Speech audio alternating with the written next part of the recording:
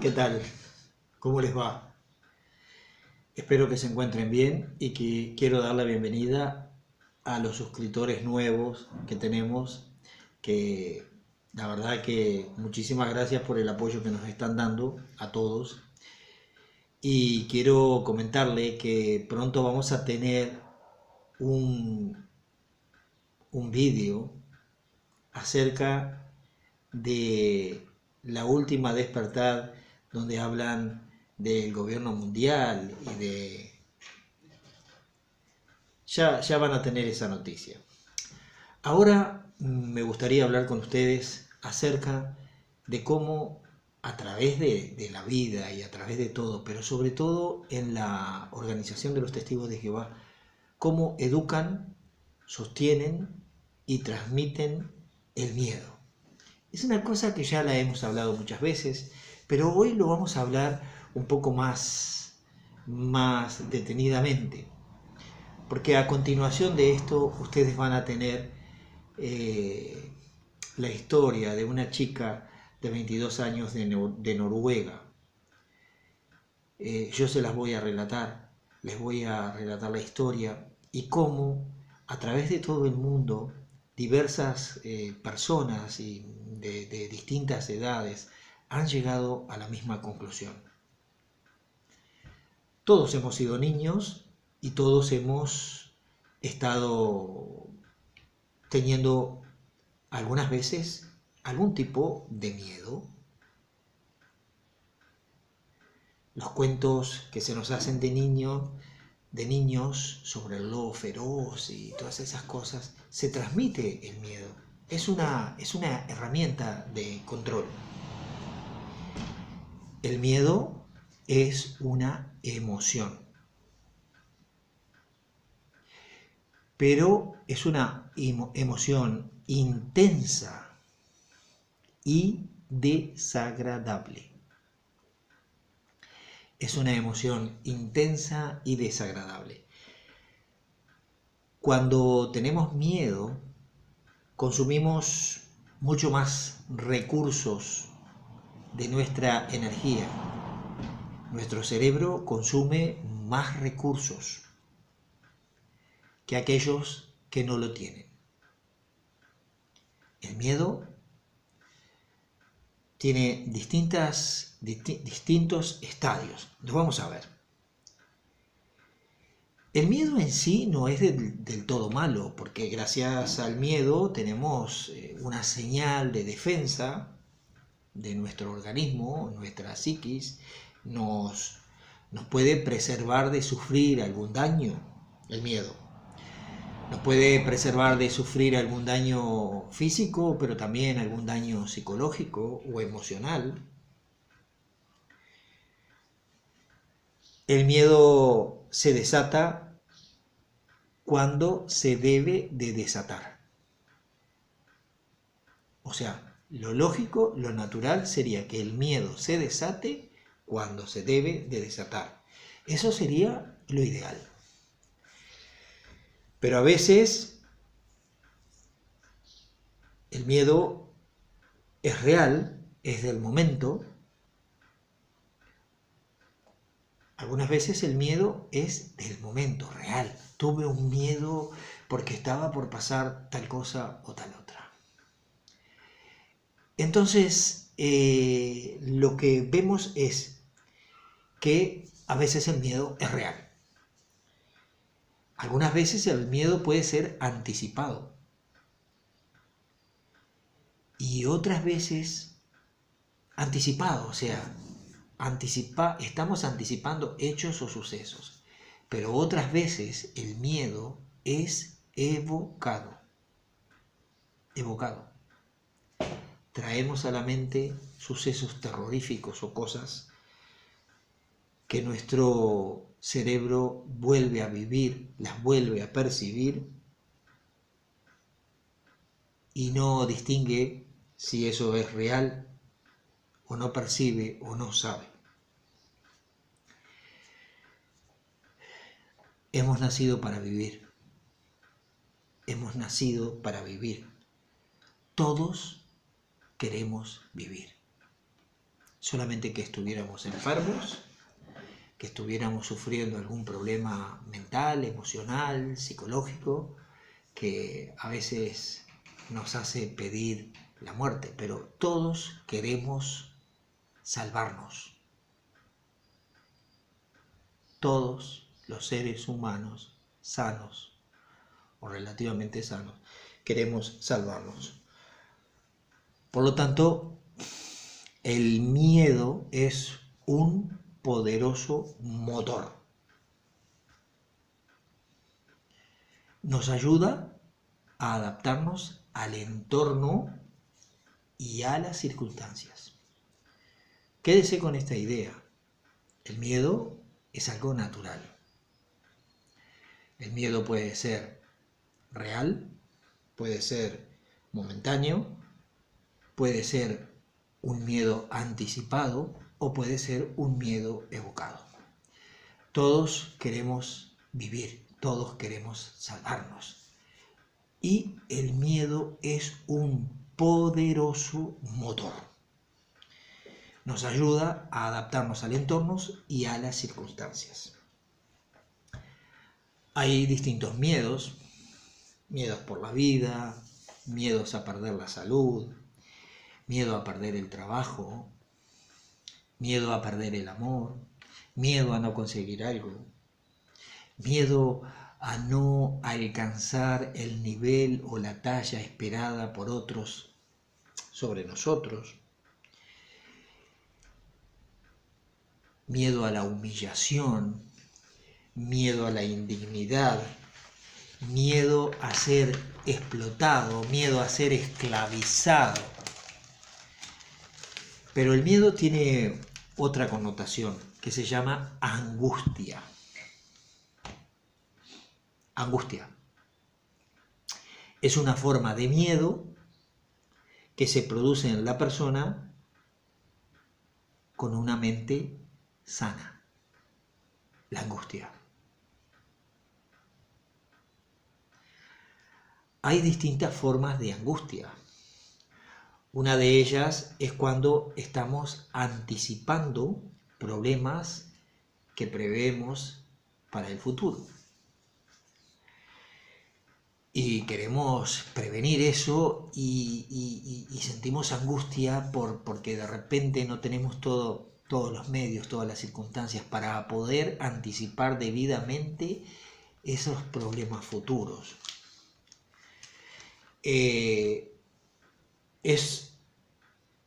La angustia a veces es el miedo a perder una posición de privilegio, un estatus de vida, una posición favorable en la vida.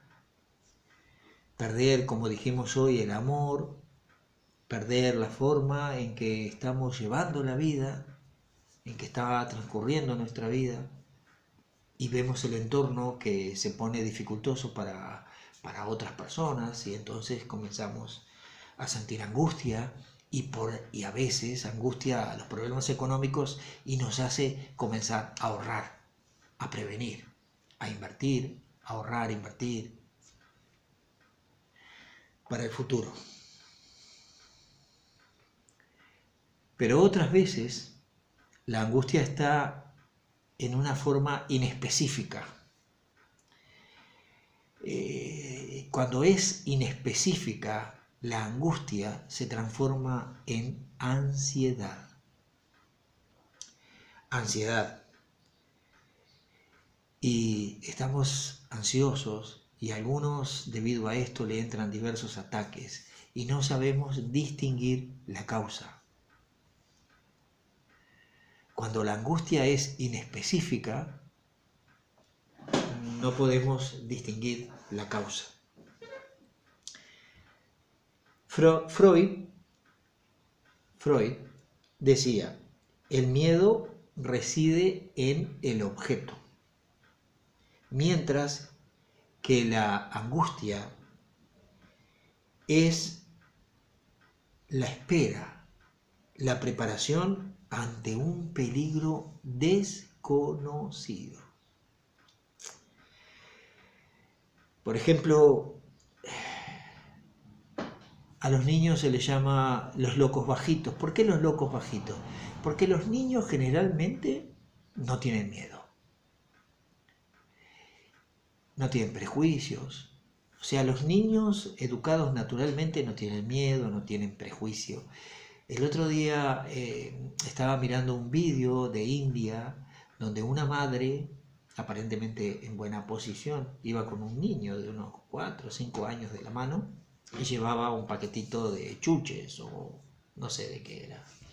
Y al costado había un mendigo, o un mendigo, no sé, dicen mendigo, otros dicen mendigo, una persona con dificultades ahí estaba sentada pidiendo. La madre sacudió al niño y lo llevó hacia adelante y ella pasaba ignorando a esa persona que estaba ahí. Pero el niño se volvió, el niño se zafó de la madre, se volvió y le dio el paquetito que tenía a la persona indigente. Y no solo le dio el paquetito, sino que le dio un abrazo. Le dio un abrazo. Qué precioso. Qué lesión para la madre. La madre se volvió a arrebatarlo de los brazos, abrazando ahí al mendigo, al indigente, y se lo llevó. Pero los niños, cuando se van a dormir, a veces tienen miedo a la oscuridad. Si apagamos la luz, le entra la angustia, aparece la angustia. La angustia es la ansiedad paroxística, o sea, es una exageración de aquel que se siente en peligro.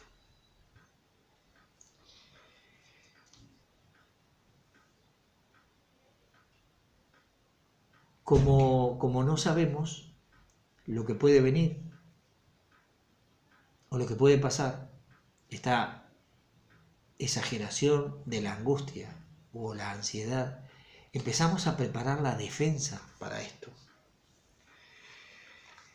Y se convierte en un estado perjudicial para la salud física, para la salud mental. El estar en permanente estado de ansiedad comienza a transformarse en un problema para la salud. Si miramos la literatura de los testigos de Jehová, las carátulas de algunas revistas y libros, vamos a ver cómo ellos no solamente propagan el miedo, cómo ellos propagan esto, sino que a su vez lo sostienen y lo fijan, tratan de fijar el miedo en la mente de las personas, el miedo al Armagedón. Y ahora lo vamos a pasar algunas de estas carátulas. ¿Por qué? Porque, como dijimos al principio, el miedo es un poderoso motor que hace que hagamos cosas. Y entonces empezamos a preparar la defensa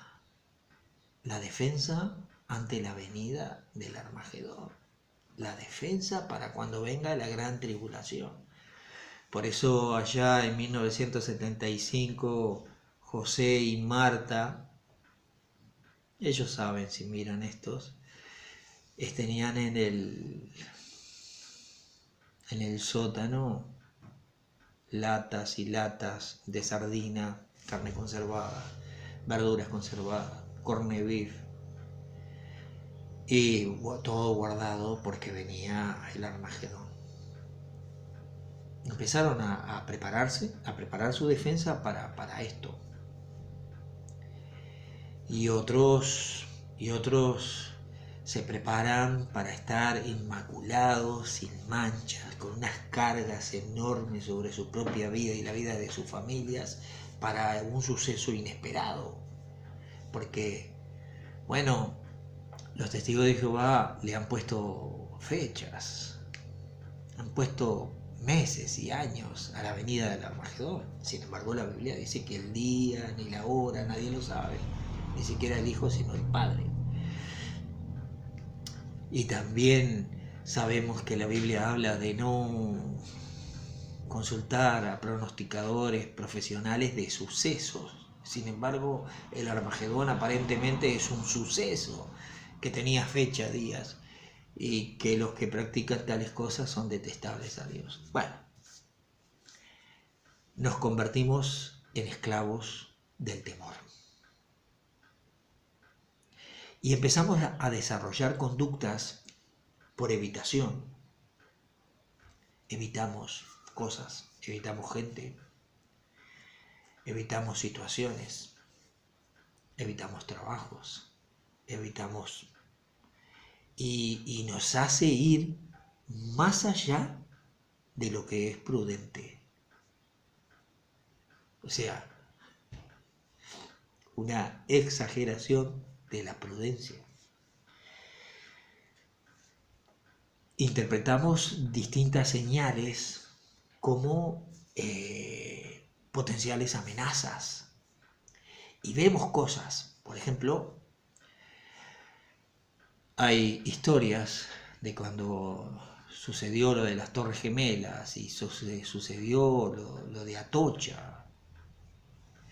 La gente inmediatamente se alegraba de que estuvieran sucediendo esas cosas tan extraordinarias y reafirmaban las señales de los últimos días y que el Armagedón se acercaba.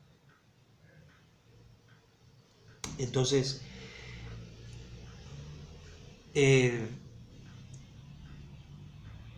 es la interpretación de cosas que van más allá de la prudencia.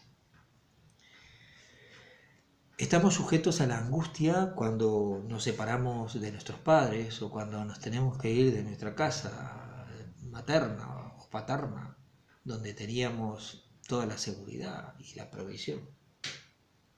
El vivir solos y proveer para nosotros mismos y hacernos cargo de nuestra vida nos trae cierta angustia. Y entonces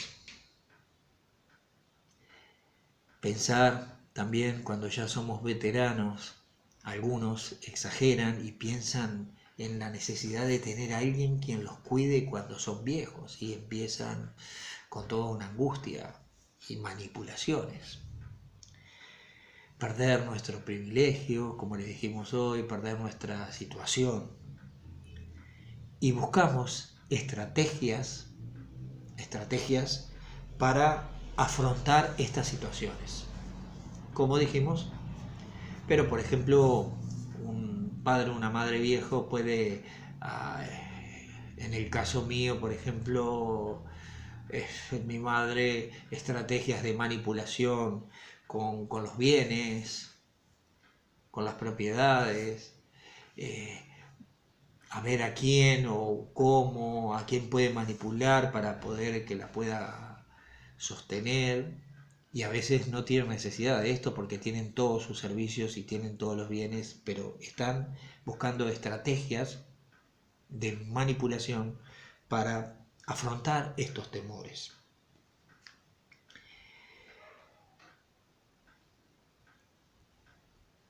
La salvación. Queremos la salvación.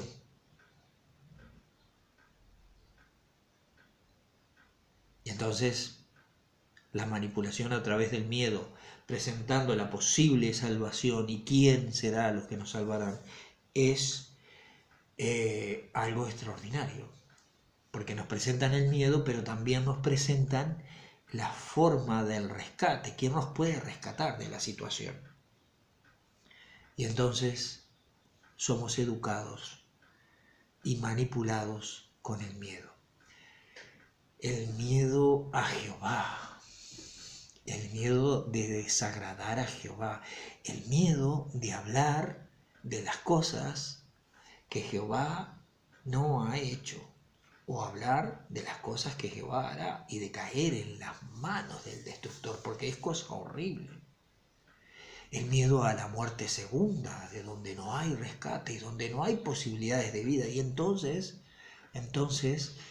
presentando esta situación, los testigos de Jehová agudizan el miedo a no ser. En muchas revistas se habla sobre la no existencia, sobre el dejar de ser, porque existimos, somos reales, pero si llegamos a dejar de ser, ¿qué problema? Entonces, a través de la cultura del miedo, nos convertimos en víctimas de la manipulación. Cuando perdemos ese miedo, ¿por qué el empeño, por ejemplo, en negar la existencia del espíritu, del alma? Porque el aceptar que, como dijo Jesús, no teman a los que matan el cuerpo, mas no pueden matar el alma, perdón. O sale su espíritu y él vuelve a Dios, a que lo dio. Si usted cree en el alma, entonces usted sabe que su existencia como ser espiritual, como ser, como persona que existe, no va a dejar de ser. Entonces es necesario, para poder manipularlo, negarle la posibilidad de la existencia del alma y ponerle a usted la posibilidad de ser rescatado, de ser considerado, de ser evaluado para poder seguir existiendo. Entonces, usted se ha convertido en víctima de la propaganda de los testigos de Jehová y de otros. Si usted piensa, por ejemplo, que usted es la combinación del material genético de dos personas y que en esta existencia usted está como experimentando una realidad, usted está experimentando vivir en 3 dimensiones, poder tocar, poder palpar, poder besar, poder disfrutar de cosas que son propias de esta realidad, de la carne, disfrutar del amor, de los hijos, de los pájaros, del mar, cosas que son propias de esta realidad. Usted, con su material genético condicionado a través de él, y sus pensamientos y sus reflexiones y su inquietud espiritual, entienden que el día en que usted deja de existir como ser carnal, se termina todo el tema del material genético, porque el material genético seguramente no va a ir a la esfera espiritual. Y entonces, si usted llega a comprender que usted es una conexión entre dos realidades existenciales diferentes y que están contenidas en un ser que en este momento vive una vida en 3 dimensiones, pero que a su vez tiene y que conoce leyes físicas, químicas, mecánicas, cuánticas. Ahora estamos en la era en que ya diseñaron la computadora fotónica sin un disco duro, donde una red neuronal hace aprender, y han experimentado que los fotones, no los electrones, los fotones transmiten la información y desarrollan la red neuronal de esa computadora que recién ahora está funcionando con 60 neuronas. Y han quedado asombrados. Los fotones, que a veces son energía y a veces son algo que no se puede realmente distinguir si es materia, si es energía, si se comporta de forma corpuscular o de forma energética, y que un fotón puede tener y puede experimentar todas las formas de realidades instantáneas, que puede comportarse de distintas maneras de acuerdo a quien lo observe. Esto parece ser muy profundo, pero estamos experimentando en esta realidad, en 3 dimensiones en la cual vivimos, unos avances impresionantes. Pero no sabemos nada de las leyes que rigen ese otro tipo de realidad. No sabemos nada. Tenemos un perfil, que el amor, cosas inmateriales, el amor, los sentimientos, las emociones, la fe, cosas que materialmente parecería que no significan nada y sin embargo tienen una gran incidencia en esa otra realidad. El día que usted aprende esto, deja de tener miedo. Y cuando usted deja de tener miedo, se escapa el control. Se terminó el control. Es como cuando en la congregación lo manejan con los privilegios. Cuando usted desea de ansiar los privilegios, de que le den, no sé ahora, pero que le den el discurso de instrucción, los puntos sobresalientes de la Biblia, que le den el discurso 4, que lo proclamen como orador público. Cuando a usted ya no le interesa eso y se escapa de ahí, dejan de tener control sobre usted. Y cuando a usted no le interesa ese privilegio momentáneo que le dan y usted está más allá, se terminó el control, se acabó, no hay más control. Bueno, con el miedo sucede algo similar. Ellos divulgan, sostienen, mantienen y transfieren el miedo a través de libros, revistas, vídeos, discursos. Y ahora, en la próxima que va a ser, se lo voy a leer, usted va a ver cómo estamos despertando y estamos interesados en que ya no se manipule a los niños. ¿De acuerdo? El miedo es necesario, pero no tiene que ser una herramienta de control sobre nuestra vida y mucho menos sobre nuestro espíritu. ¿Vemos esto?